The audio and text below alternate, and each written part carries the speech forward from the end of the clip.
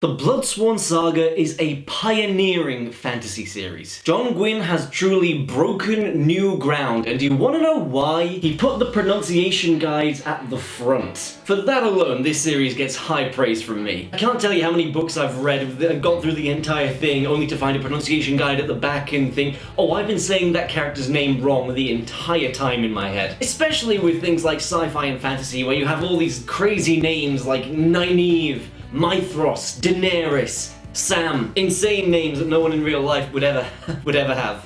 So you know what, John Gywnne? Props for that. Although I will say that did only come in for the second and third book. In the first book it was still at the back of the book, as is the standard. So there's a character in these books whose name is actually Rukia. For the entire first book I thought her name was Rokia. Alas, I was wrong. Also, having these up in front of me, I feel like this very clearly illustrates a particular gripe that I have with like the hardback paperback situation. How the standard is that a paperback won't come out until a year after the hardback usually. And that's all well and good if I already had the hardback copies of these books, but I didn't. I had the paperbacks because I didn't get into it until later, and now I had to get the hardback of this because I wanted to finish the story, but now it messes up my shelves. This is a problem we need to fix.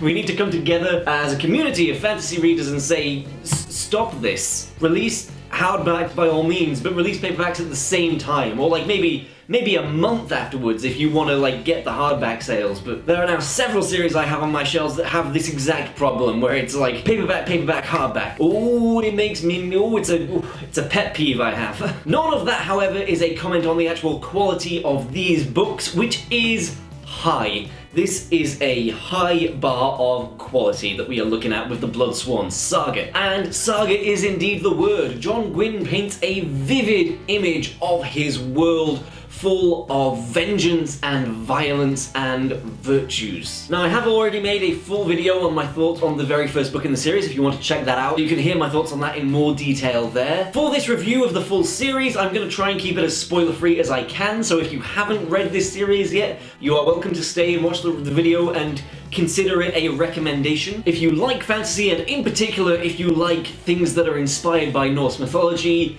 there's a pretty high chance you're gonna love these books, because that's the case for me, and I damn loved these books. As well as the world and the setting being so vividly detailed and richly imagined, the characters are just so gosh darn compelling in this series. There's the first three characters that we meet in the first book, the POV characters who we follow, all of whom have their own personal journey that they are going on. In the second book we get introduced to two new POV characters, which is interesting because these two characters in particular are ones that we are, as readers, predisposed to dislike based on their actions in the first book. When I first turned the page and I saw that that's the name of, oh, we're following like Guthvar now. Okay, that's gonna be interesting. I wasn't sure about it at first, but in time, it did win me over. The perspective that we get from those characters is very important considering the overall scope of what is actually happening in the world and the rolling ball of the actual storyline that comes to a head in the third book. In particular, it gives us a great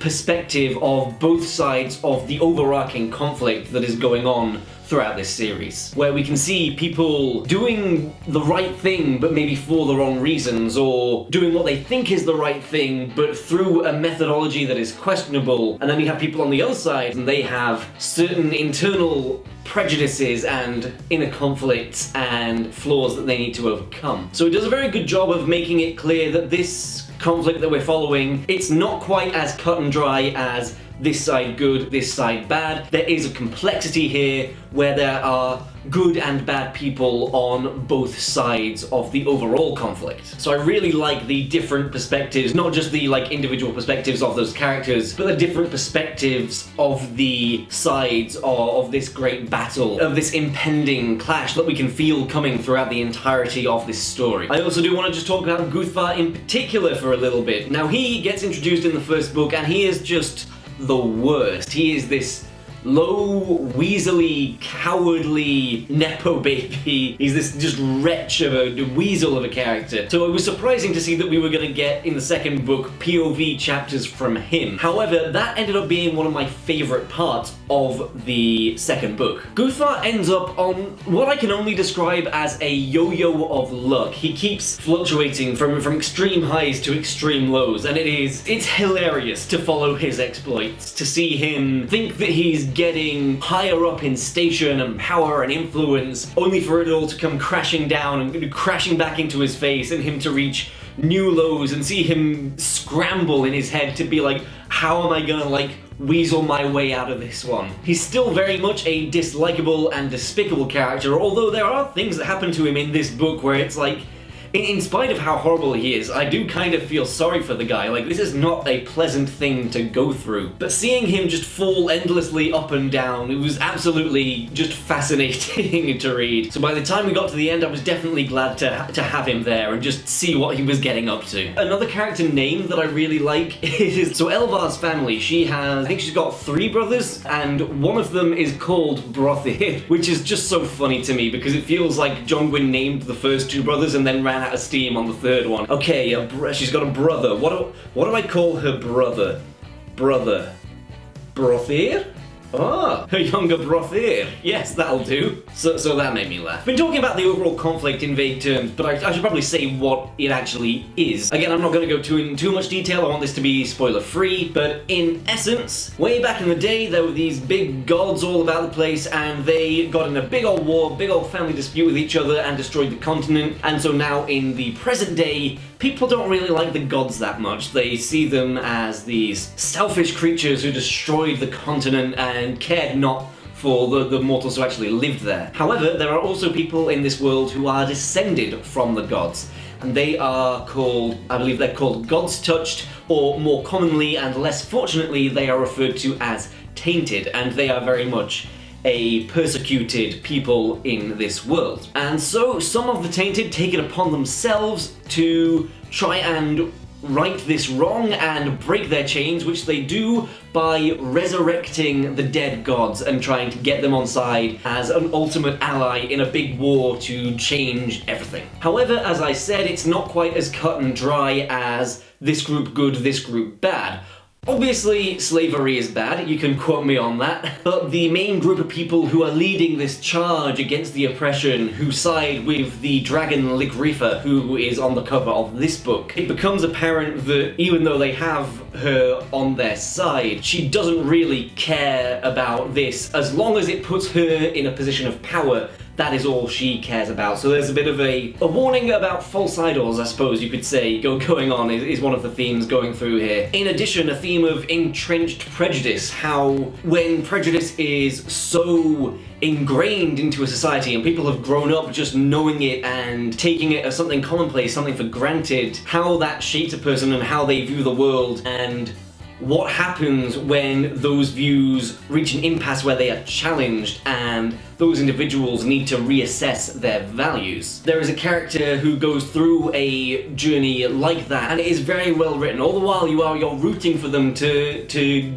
get away this sort of idea of the world that they've been raised with and realize for themselves that they have the power to change it and do something good. So there are heavy themes going on here, but it's safe to say John Gywnne tackles them with tact and, in my opinion, writes them very well. Something else John Gywnne writes incredibly well is action. These books are full of fun, fantastic fantasy action. Every single fight, skirmish, big battle, whatever it is, every time there's an action sequence, I just found myself tearing through the pages, so compelled by what was happening. It felt so cinematic and engrossing, pulling me in like I was actually in there, like I was in the battle as one of the participants fighting. 2 scenes in particular that stood out for me come from the final book, The Fury of the Gods, one of which is a sea battle where a few different factions happen to be in the same waters and they all get attacked by these sea creatures and they all have to like fend them off, and there's this big chaos. There's the actual people who are on different sides who have a vendetta against against each other, and then there's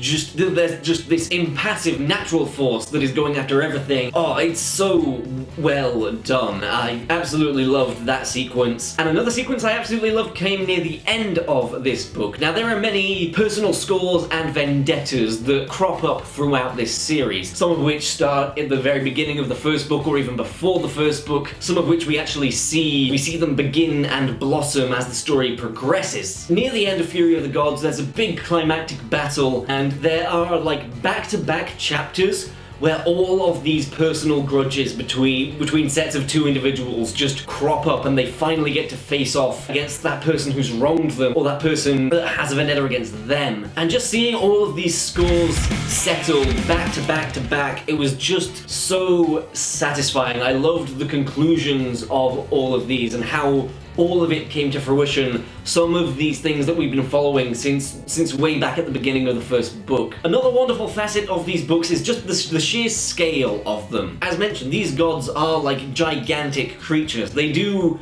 take human form, but their main form is a dragon, a wolf, a snake. And every time they are on page, they are just so scene-stealing with how imposing they are, like how much aura they have, because they are still gods. People who believe that it is their right to be worshipped by all those below them. Anytime one of them is about, you just feel this tension, like you don't necessarily know what they're going to do next, especially lik-rifa, who is very, very temperamental. She'll give a big speech about how you'll need to be in this together, and then someone will cough, and she'll be like, I'm eating you now. So you really felt the scale of these gods, even when they're in human form, but especially when they're in their creature form. I feel like in terms of scale, the covers of these books give you a bit of an expectation, and I think it's safe to say in 1, 2, and 3, that expectation is met. At the start of this year, I included this series on my list of top 10 fantasy series, even though at the time I hadn't actually even begun the third book yet. I was taking a bit of a gamble there. However, I can now say with confidence and kind of relief that I stand by that decision. This is a top 10er for me. There's magic, there's monsters, there's gods, there's gravitas, and most importantly, woven all throughout all of this are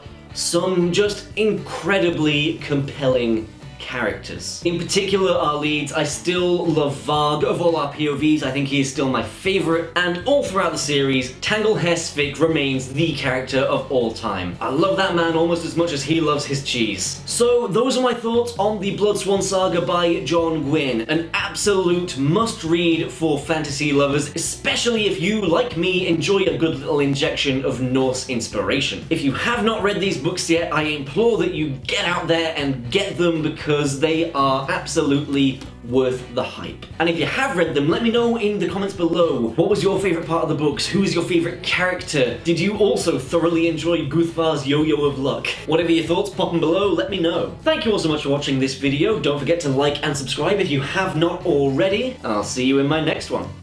Bye bye.